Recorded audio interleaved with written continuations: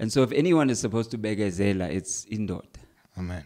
Yeah. If anyone's supposed to lead in begezeling, is indoda.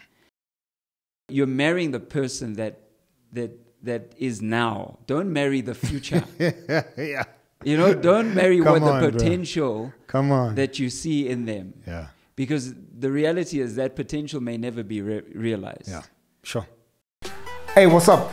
Welcome to That Husband Podcast with me, Black Newborn. Here we are husbands who aren't where we want to be, but certainly are not where we used to be. We are imperfect, always failing forward, trying to know better so that we can do better.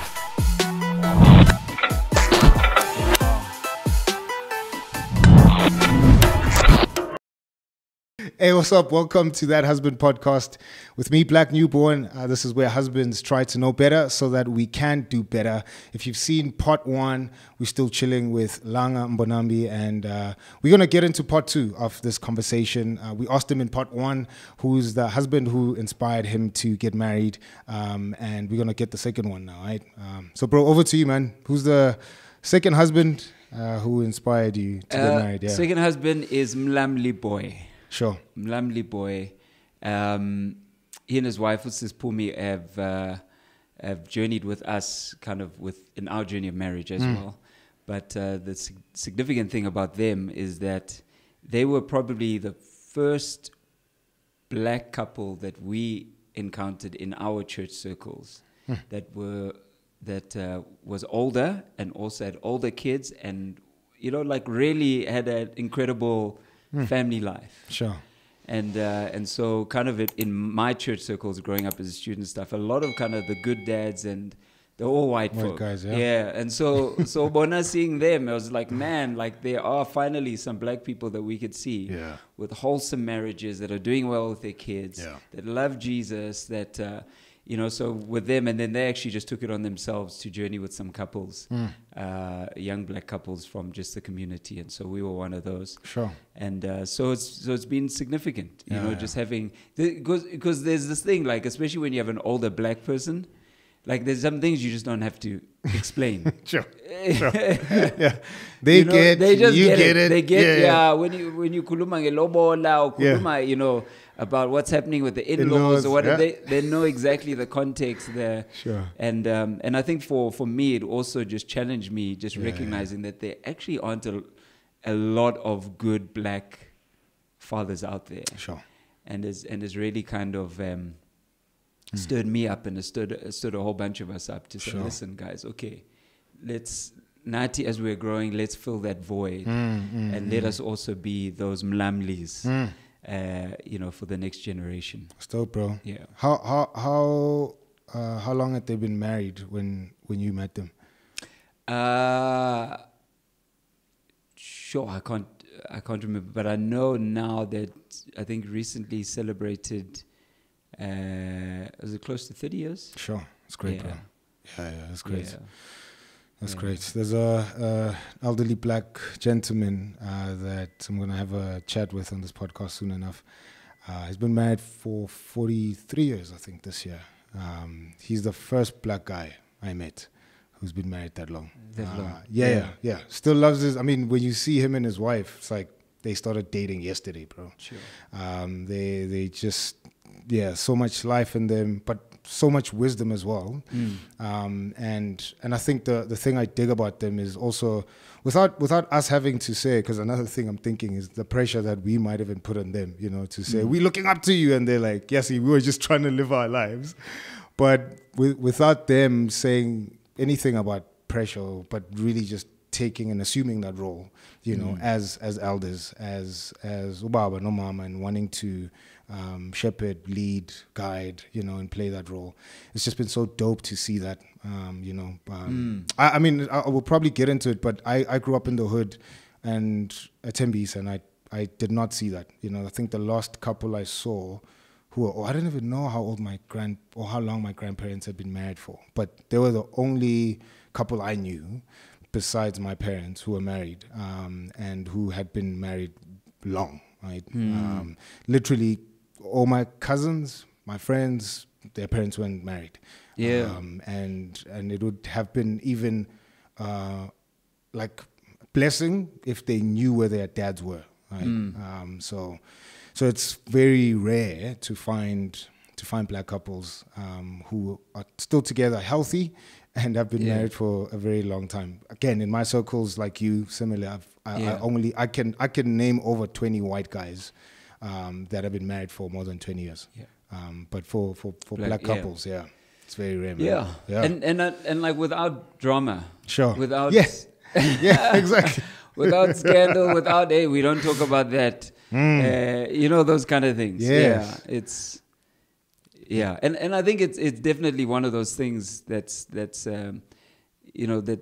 hasn't been spoken about enough with regards to apartheid. Yep. Is actually what it did to the family structure. Hundreds, bro. Yeah. And and I mean you see it.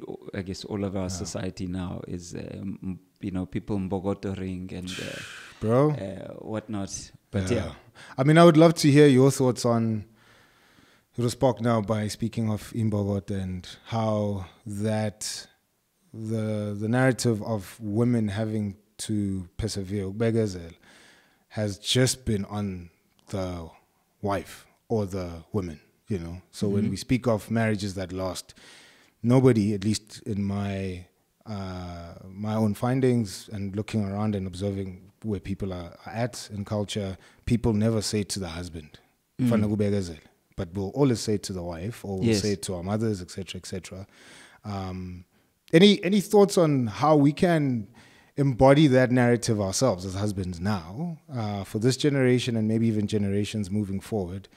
What does persevering look like for the husband, and how does it look like not just in a personal capacity, but how do you live that out?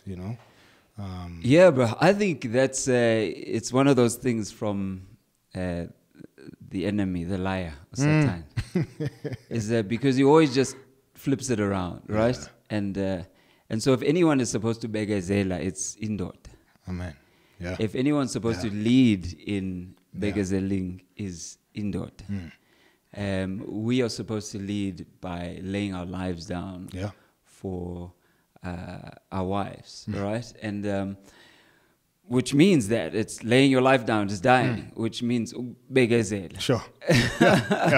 Right? Which means that is putting her first. Yeah. And her needs, and then when you have children, the family first. It's that dynamic. And so I think because of how things have been wired in this culture, generally men can be spoiled. And we can just choose ourselves first, and not, bekezeling. I mean, let's talk about sex, for example. Sex has consequences, right? Sure. Right? That's the reality. But it always seems like in our society, it's the woman that has to bear the weight or the burden of a pregnancy. Sure. And you don't see Jen saying, okay, listen, let me do the right thing. And, and create a home for this woman and this child. Yeah. But it's easy for a dude to just say, okay, sharp, you're not my vibe, let me move on. Sure. Or, I'm not feeling you, or, I don't feel her in my heart. Yeah. we're not vibing anymore. That kind of thing. It's like, no, stuff it, bro. It's not about that. 100. You should have thought about that before. Yep. Yeah. You got busy. Sure. Right? Yeah. Now, for the sake of... Now this is when the business is actually supposed to start. Yeah. Yes, that's right, bro. For the sake now of this child and for this lady, you need to bekezela. And I know this is like a very like unpopular, but it's that thing where it's not, it's no longer about your emotions and your feelings, bro. Yeah. Umshato is not about emotions and feelings. Yeah. You get to learn that quick, very quickly. Very quickly. Yeah. But it's that sense of, especially as men, we've got to think generationally. We've got to think that this is, man, my choices, my decisions have generational implications. Come on, bro. And especially as leaders, because we are supposed to be leaders. And so we got to be thinking about what happens along the line. And so, okay, I need to lay I had a desire, I had a dream, I had a vision, I would be working here or doing this. Yeah. But hey, my choices led me to a place now where I'm now responsible for someone and a life. Yeah. And so now I've got to readjust and realign my life to serve these people generationally. No, hundreds, bro. Have you heard of the term Sims? Sims. Yeah. I'm hesitant to say yes. Isn't there a game, a simulation? You're exposing your age now. Yeah. But Sims would be guys that you just described, according to people who imbibe that kind of ideology. So the dude who's laying his life down, the dude who's sacrificing, the dude who's thinking generationally, the dude who's putting his wife's needs first, his needs lost, the dude who's showing up for his kids. Not just financially, but is present, is living with them, and not just present doing unhealthy things, but present really shaping, discipling, pouring into. There's just this weird and very warped ideology that's going around where dudes would look at that and say, well, you're simping, right?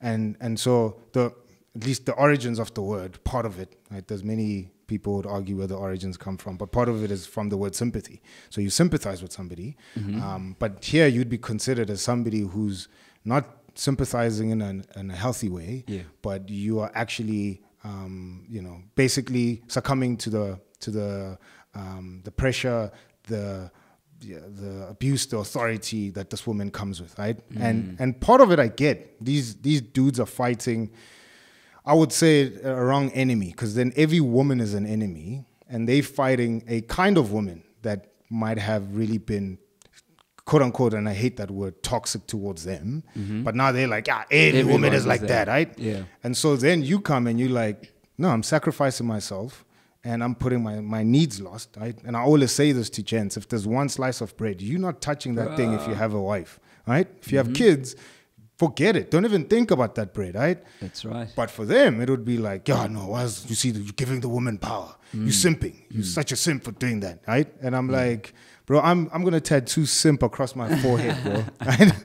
I would rather be a simp till I die for my wife, bro. Yeah. Right? So I would simp any day.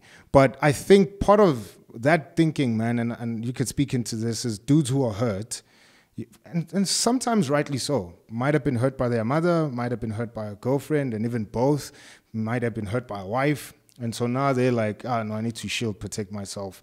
Yeah. Women are trouble, etc., etc. And my thing would be, if you find a dude who speaks the way you're speaking, I think that dude has enough emotional intelligence from living with a woman, having children, that he could also help you with the hurt that you're experiencing. Like some dudes just need to be hugged by an older brother, a father, a mentor. Do you have any thoughts around that? So how do you speak to a guy like that, man, who's hurting? Sure. I think it comes back to truth, right? Yeah. So what is true and what isn't? I've got a friend that posted something the other day. Name's Iniola. She said, "Good morning. The devil is still lying.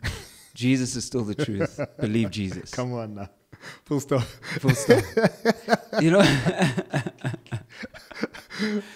And that really struck me, because it seems like life is often about just those two things. Yeah. It's either something is true or there's a lie. Sure. And it's in which do you subscribe to, sure. right?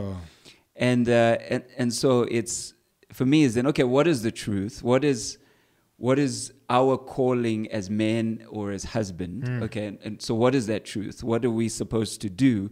So, lay your life down for your, as Christ died for his bride, right?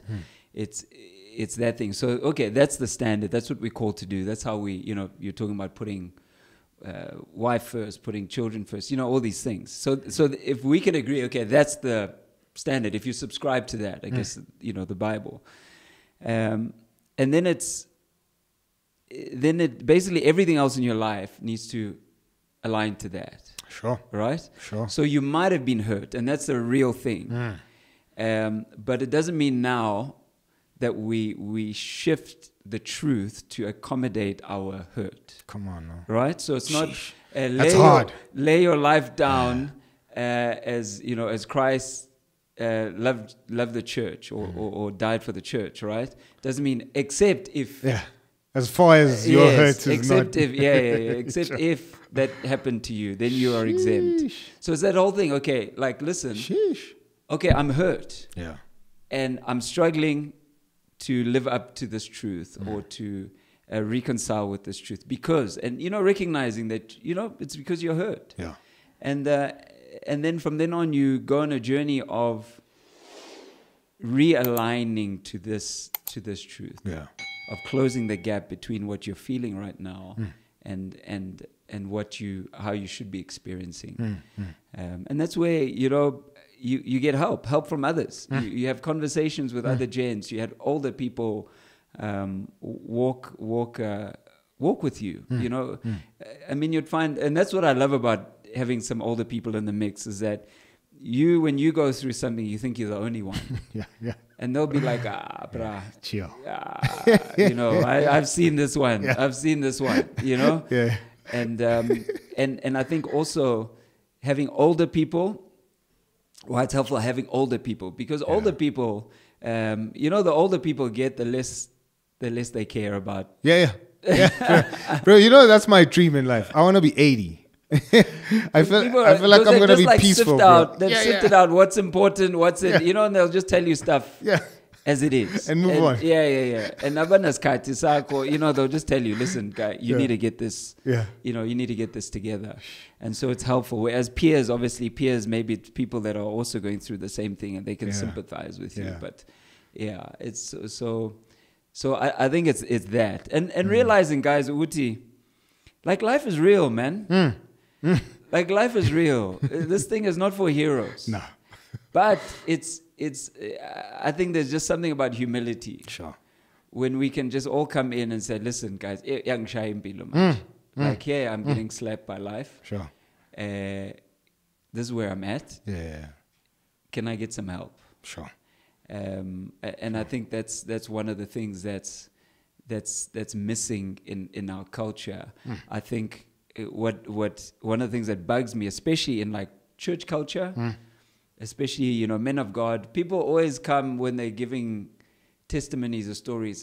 When I used to struggle with. No. Tell us when you're struggling. You know what I call that? Yeah. Victory Christianity. Yeah. Victory Christianity only speaks about the victory. And it's like, it would have been helpful if you told me while you were in the trenches, because I was next to you. You didn't know that.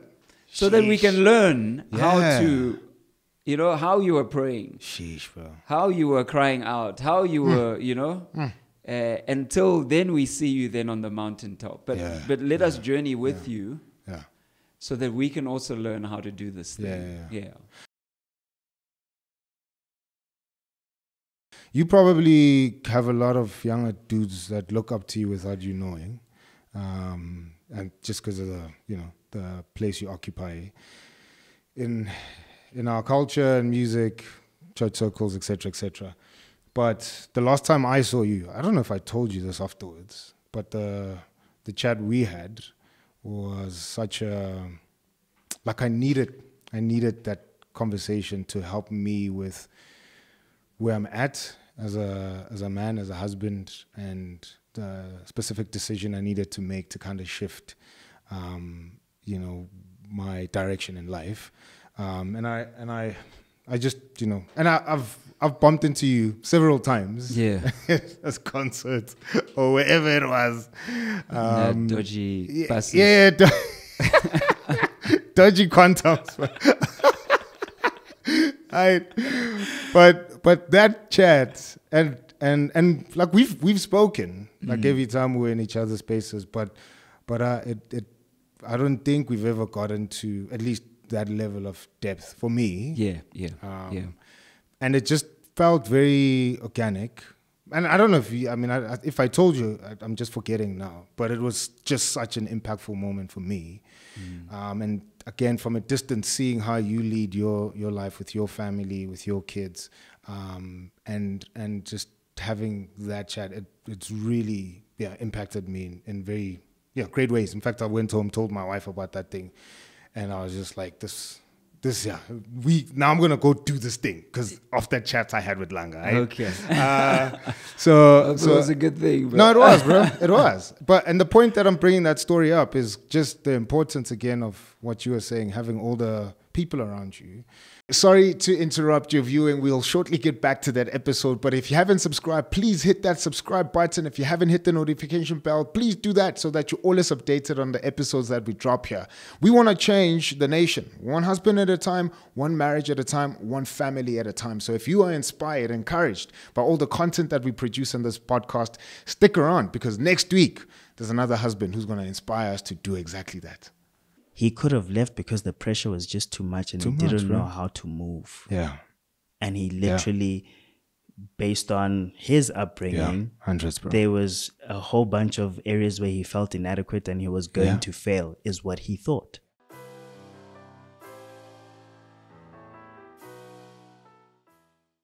And the point that I'm bringing that story up is just the importance again of what you were saying, having all the people around you. And yes, in some respects, we are peers. We're not far off in age, but you are older in age. You are older in marriage. 14 years this year? We'll be 15 this year. 15, yeah. Right? So we turning 10 in a couple of weeks. So we 5 years behind you. Come on, right? So, but there's a lot that I definitely can learn and should be learning from you. Right? And for me, just double tapping on that point or even emphasizing it. Just finding all the dudes around you, especially for husbands, right? Which I want to get into now, which leads us into the other conversation I wanted us to have. But having husbands that speak into your life as a husband, man, they know struggles, they understand where it is that you at, what you're struggling with, etc., etc. Not saying don't find advice from your single friends. You should. There's wisdom that God gives everyone, regardless of what stage in the relationship journey they're in. But it's very important as well, I think, to surround yourself with dudes that will really speak life into you, correct you when you need to be corrected, right? So with that in mind, bro, I think this is a theory. I'm really working it, right? And you are the perfect guy to ask. Yeah, I appreciate your level of usage of Zulu. Zulu, but not like you. Okay. Right? I know my surname, my clan names, but even speaking the language, I think you tend to speak it more, even in conversations, how you weave it in, compared to me. I nkhuluma Zulu when I'm with my mom or Elokshin when I have to, But anyway, all of that to say, I really think husbands occupy a unique role compared to single men and fathers who are unmarried. I think husbands get the privilege, the blessing, the challenge of having to lead a wife. If they're blessed with kids, having to lead kids as well. And so I think they can speak into issues around manhood in a very unique way than a single guy would, because again they have the privilege of having to lead, disciple other people, get into a different kind of emotional energy, right? Because they live with a woman, and so that would shape and speak into how they have an impact when it comes to the scourge on gender-based violence. How do we help men in general, right? So I'm saying single men, but men in general. You could speak probably to a dude to say, hey, listen, you might be hurt, you might be doing this, you're a perpetrator because of ABC, but you have particular insights, purely just because you live with a woman and you've lived with her for 15 years, you've raised kids with her, and so there's a level of dying to self that you've experienced, you've had to go through, that could speak into, a dude who's otherwise unmarried and maybe might be perpetrating gender-based violence or struggling with other issues that society says, there's a whole lot of ills when it comes to manhood. Or the other side, dudes who are fathers but not married, So they might not be present with their children, or again, very sensitive and respecting that some dudes want to be there, but because of legal issues, custody, etc., it might be tough. And I appreciate and acknowledge that. But then generally, there's a very high rise in the numbers of fatherlessness in our country. You know, and then there's many resources, church conferences, books, podcasts about fatherhood. There's a lot about husbands. I mean, manhood. You know, so Manhood Restored, conferences on that, books, etc. I think there's very little when it comes to husbands, and I think we're missing out on an opportunity. Hence, I started this whole thing. Yeah, because my belief is that if the husband is championed, because again, the value of being a husband is decreasing more and more in society. More young guys are not finding reasons why they should commit and be married. More men who have gotten children with women and don't have to commit to them. They think, well, I have a baby with you, we had sex, why should I marry you, right? And so the value of the husband is decreasing. And I think if we could increase the value of the husband and more dudes get married, in fact, the husband would then speak into those both roles uniquely. So much so, and here's where the Zulu thing comes in. I don't think there's a Zulu word for husband. I think there's a Zulu word for groom, but I don't know if there is a Zulu word for husband. We either call him indoda or we call him Ubaba. Because Umkwenyana would be the bridegroom. A bridegroom. Yes. Is there a unique word for a husband? But you wouldn't, it's not commonly used. Okay. So ngati umnyeni. Umnyeni. Yes. Okay. I've heard that. So it would be, but it would be, I guess, used in reference to. So it's hey, umnyeni wake. Ah, I see. Yes. I see. But no one would ever go, hey, yes. Well, hey, this is umnyeni wa Milan. That kind of, you would say, Ubaba wekaya. Yes. It would be that kind of thing. Yes. And so my thinking there is, and I need to do more research on this. My thinking is because somewhere in the African mind, we understood the role that the husband plays in light of manhood and fatherhood. 100%. 100%. Yeah. Even your status or standing within your family shifts. Changes. Yeah. So, for example, I've got 5 brothers. Sure. And I was the 3rd of my brothers to get married. So as soon as actually I got married, my status so even above I have an older brother. Yes. So even above I guess my other brother hadn't gotten married yet. He was older than me. But even in the standing in the family then when things are happening, when plates are being dished out, it would be like they give you a fork or a spoon. There's definite that sense of being recognized as Ubaba. Yeah. So that's why I think again, we need to raise the temperature when it comes to husbandhood. Because of how it speaks uniquely into those roles. And I was saying I was using you as a guinea pig because I've been exploring this theory, but you don't seem to disagree with it. You seem to be adding more pros to it. Yes.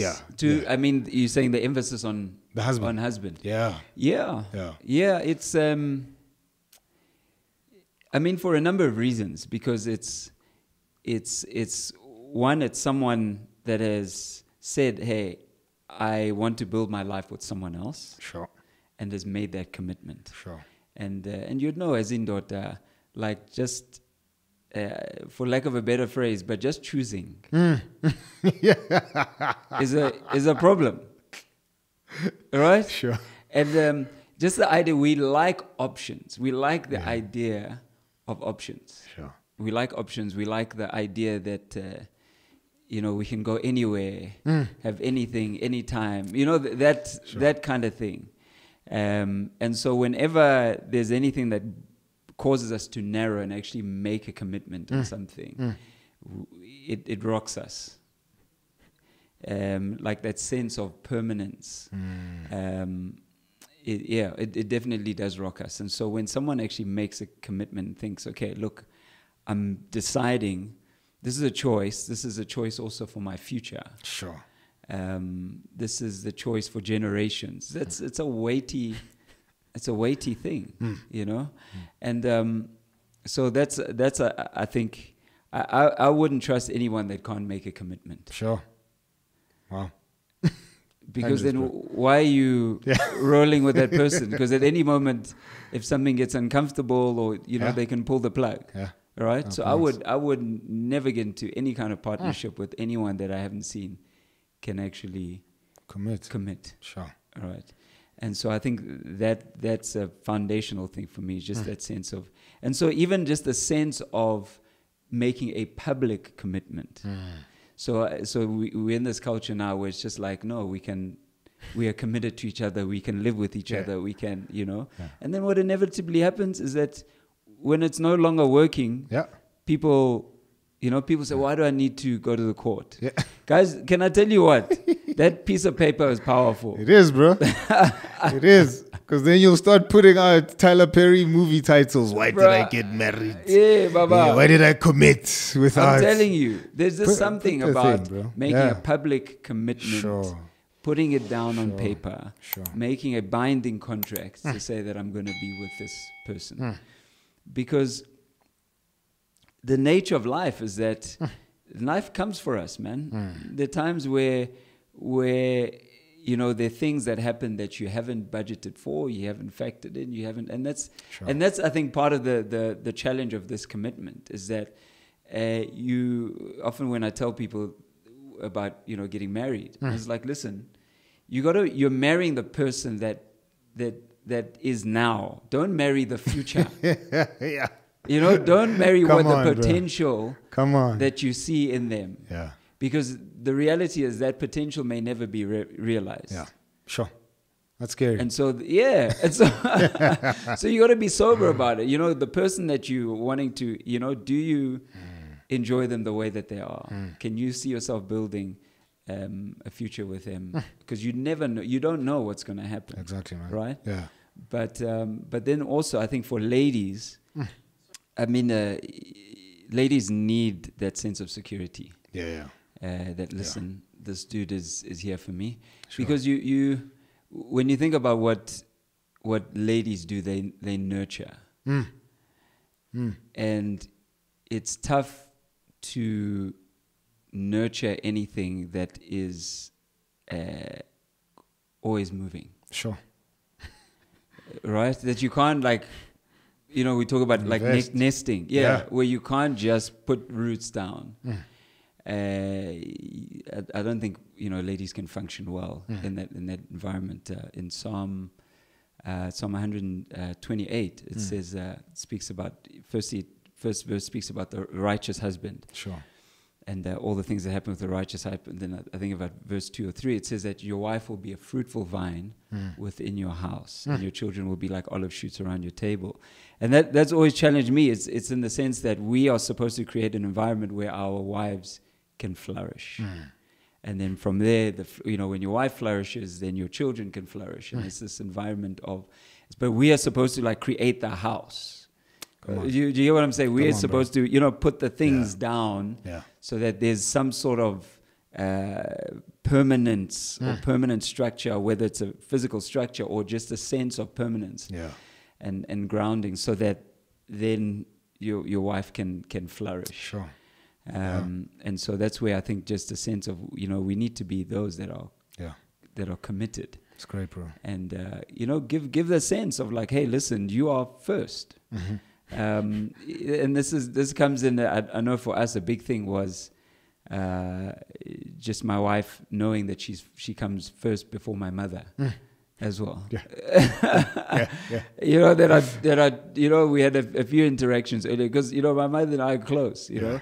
But there were, times there were, little tussles between my wife and my mother. And I had to, say to my mother, listen, sure, my wife is number one. Number one, man. Yeah, I will choose her. And I know, my wife wasn't there, but she heard. She heard. She had ears on the conversation. Sure. And then afterwards, she said, "Hey, listen, that meant." Wow. the world to me. So it's that sense that, listen, above all, people ngikhetha wena. Sure. Yeah, when all is said and done, you need that sense of security. So not only in word, but in deed as well. Come on, bro. So just being committed. Sure. How we speak, how we, even how we represent ourselves on the streets. Yeah, come on now. Yeah. Where we hustle. Yeah.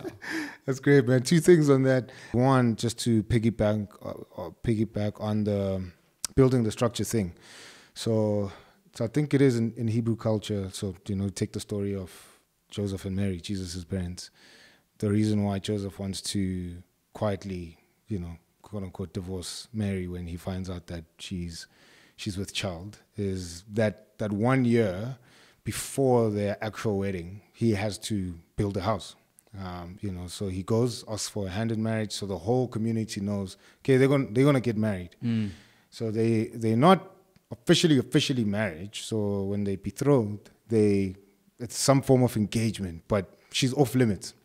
But then they spend that whole year, or at least however long it was, for him to actually build a physical house. Yeah. So that when she comes in after the I do's, she has a home to start building their family. So I think, in a utopia or in a society that's like very together, that would be such a dope thing. Yeah. But I think we can also exercise that with dudes who are young or who are gonna get married, just to be like, hey, I think once you ask the girl, or if you're thinking that you're gonna ask a girl soon enough, start organizing your house. We're not saying build a mansion. We're not saying now, because some dudes make that an excuse. No, I don't have money to build a house yet, so I'm gonna date this girl for 15 years. Right? I'm like, no, I don't date that long. Don't just spend time, build a house, however that's gonna look like. Yeah. Again, I'm not saying build it from scratch, but preparing a home for your future wife to be in there, have security, feel taken care of,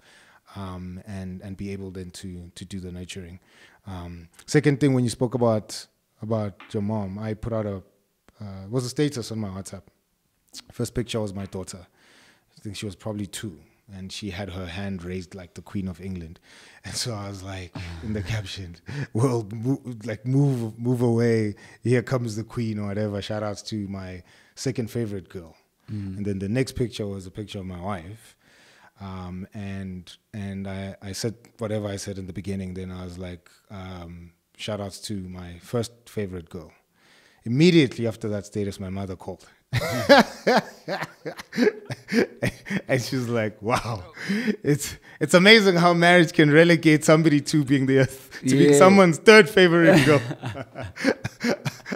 I'm like, you said it, woman, you said it. Yeah, But that's real. That's what happens. That's real. That's exactly what happens, man. You were my first favorite girl. Then I took somebody's daughter from their house. They became my first favorite girl. When I then impregnated this other one that became my second, So it's real. Yeah, you'll occupy third place. I love you, right? But I need to be a man. I need to be a husband. I need to step up, man. Bro, madly appreciate you and Nonati just, for exposing all that you can as much as you would allow and as social media will allow. Yeah. Again, I think there's tons of people, my wife told you when you walked in, of people who just observe you guys from a distance and find much inspiration, encouragement, boldness as well to make radical decisions in their lives and to be serious about what it is that they profess and believe, right? So thank you, man. And I want to thank her publicly for borrowing you to us and the rest of the squad because your story is as much as their story, you know what I mean? Like, so yeah, you're a husband because of her, you're a dad because of them. So really want to thank them, man, and thank you for showing up, bro. Yeah. Thank you so much for having me, man. So appreciated. Cool, man. Dope. All right, cool. That's it, man. From us here at That Husband Podcast, thank you for watching. Thank you for engaging. Please leave a comment. Do subscribe if you haven't. Share this content with other people, whether you're a husband or not, or no husbands, or people in the relationship journey, wherever they are. Right? So please do share this content with them. And we will see you on the next episode. It's That Husband, where husbands try to know better so that we can do better. Right? Peace. I felt so inadequate. I felt so out of my depth. I felt genuinely like, bro, you are genuinely useless. Because what have you done to help this situation? Sure. Yeah. Nothing. It's insane, bro.